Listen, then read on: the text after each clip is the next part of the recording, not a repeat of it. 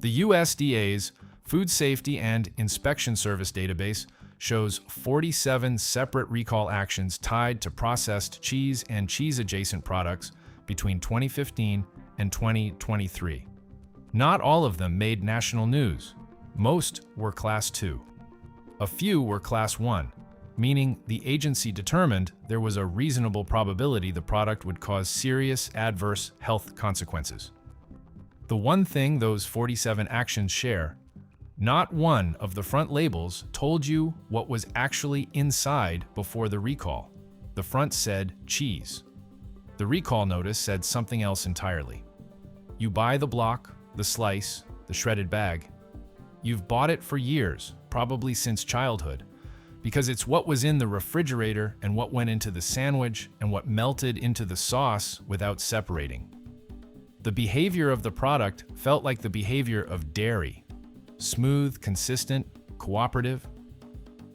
What you did not have at the moment of purchase was 21 CFR Part 133, which is the federal code that defines what cheese legally is and creates the category designations that most front-of-package labels decline to print.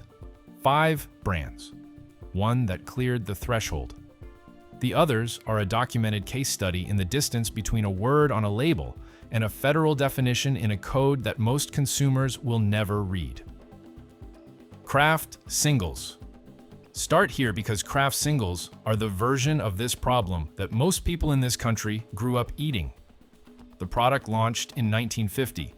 The category designation on the side panel, in type smaller than the word cheese on the front, reads pasteurized processed cheese food.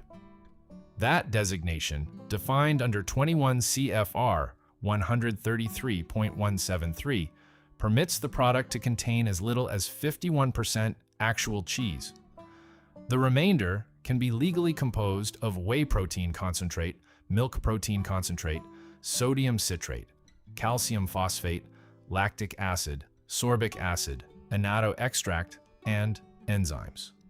Sodium citrate is not a flavoring agent or a preservative. It is a chelating emulsifier. Its function is to bind the calcium ions that would otherwise cause the cheese proteins to aggregate under heat and produce the greasy broken melt of an unprocessed dairy curd. The reason a Kraft Single melts into a smooth, continuous liquid, while a block of aged cheddar breaks into oil and rubbery solids at the same temperature, is the sodium citrate working, not the dairy component. The smooth melt is not a property of high-quality cheese. It is a property of the emulsifier. In 2019, the Environmental Working Group published a sodium analysis of common packaged food products. Kraft Singles returned 310 milligrams of sodium per slice.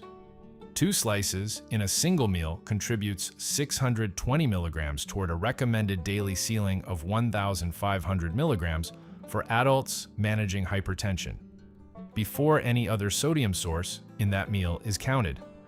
Kraft does not disclose source farms for the dairy, country of origin for the milk protein concentrate, or welfare standards at any point in its supply chain.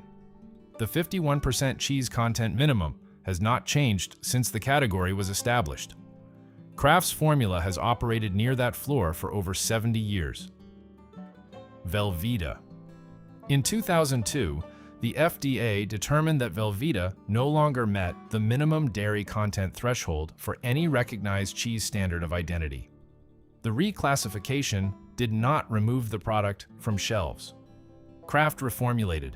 The new designation became pasteurized recipe cheese product, which sits below pasteurized processed cheese food in the federal hierarchy and carries lower dairy content requirements. The front of package label did not announce this. The type on the side panel changed. The product stayed in the cheese aisle. The price point stayed in the cheese range.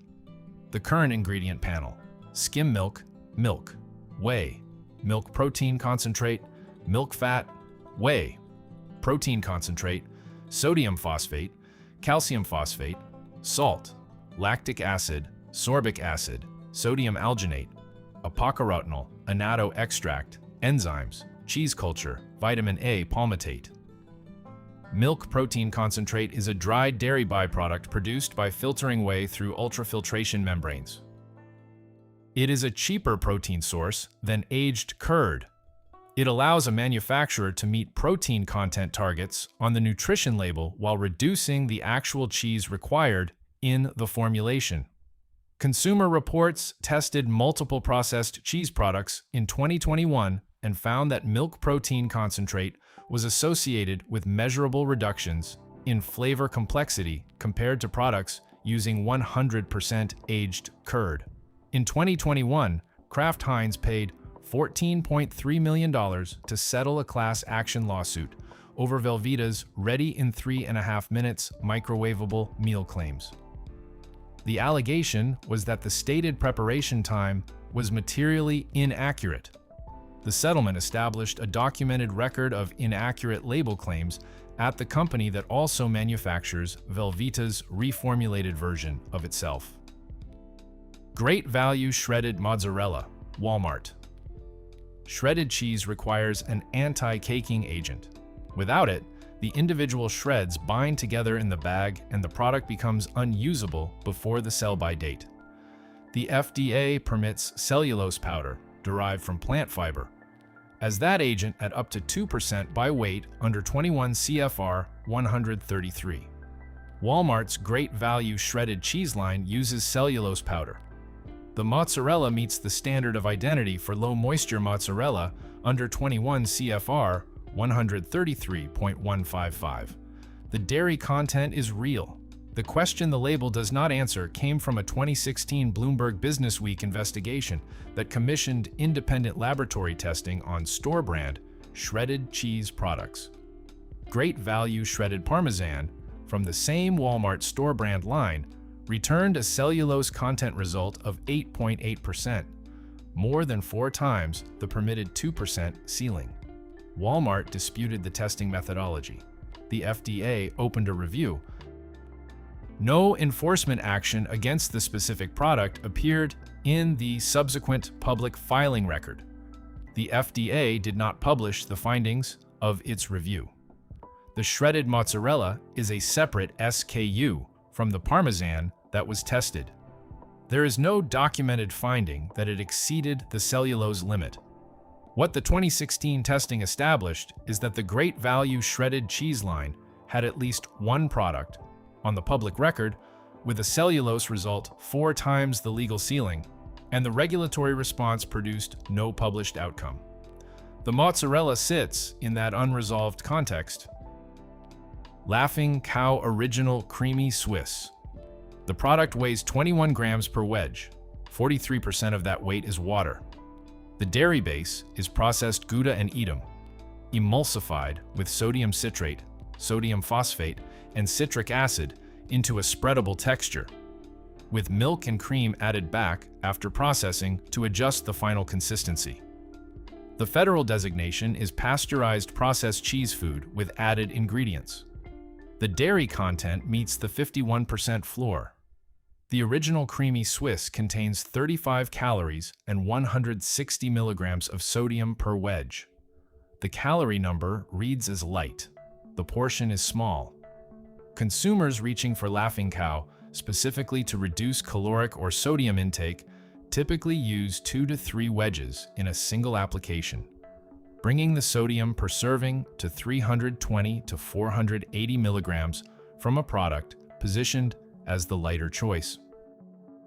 Bell Group, the French company that manufactures Laughing Cow for the US market, does not disclose country of origin for the Gouda and Edam components.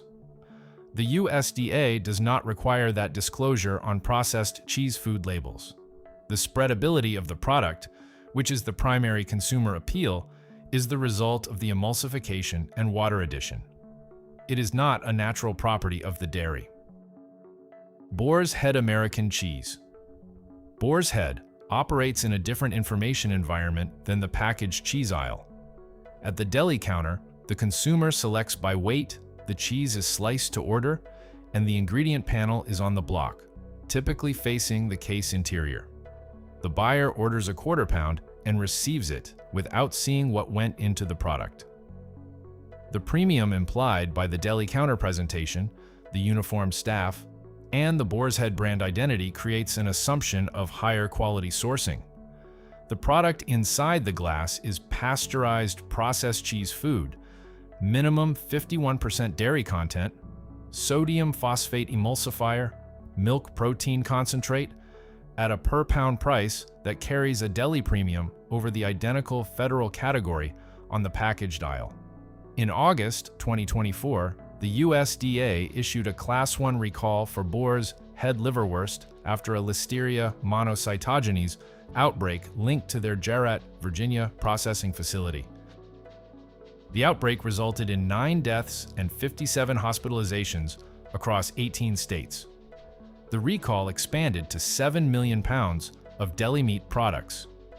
USDA inspection records, made public following the outbreak, showed that agency inspectors had documented mold, insects, and meat residue at the Jarratt facility across multiple prior visits. Boar's Head cheese products were not named in the recall. They were processed at the same facility whose inspection history was placed in the public record by the outbreak. Tillamook Medium Cheddar. Tillamook is a farmer-owned cooperative based in Tillamook, Oregon, operating continuously since 1909.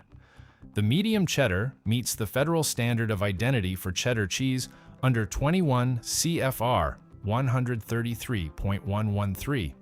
The ingredient panel: cultured pasteurized milk, salt, enzymes. 3 ingredients. The enzymes are rennet. The curd is aged a minimum of 60 days. There are no emulsifiers, no milk protein concentrate, no cellulose, no stabilizers of any kind in the block product. The cooperative's member farms operate under published animal care standards that prohibit recombinant bovine somatotropin, the synthetic growth hormone used to increase milk output per cow. That prohibition is a condition of cooperative membership, verified internally. Tillamook does not hold third-party humane certification from an external auditor whose findings are publicly available. The cooperative's own standards govern animal welfare. Those standards are published. They have not been independently verified by an organization whose audit results a consumer can access. The product is available nationally in mainstream retail stores at a price point close to the premium packaged brands covered above. The gap between the ingredient panel on a Tillamook block and the ingredient panel on a Kraft Single is the gap between 21 CFR 133.113 and 21 CFR 133.173. It is also the gap between a label that says cheese and a product that is, by federal definition, actually cheese. The category minimums that govern what can legally be called cheese food, cheese product, or cheese analog in the United States were written before milk. Protein concentrate existed as a commercial ingredient at industrial scale.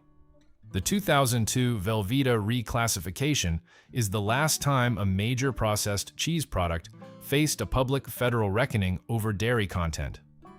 In the 2 decades since, the range of permitted substitutes has expanded. The retail economics of private label procurement have pushed formulas toward category floors, and the label disclosure requirements that would tell a consumer which side of the floor they are holding have not changed. 3 ingredients on a block in a refrigerator case is what the federal standard looks like when a manufacturer chooses to meet it rather than optimize toward the minimum that permits the same word on the front. The other 5 products covered here are not illegal. They meet their applicable standards. The standards are where the problem is, and the standards have not moved.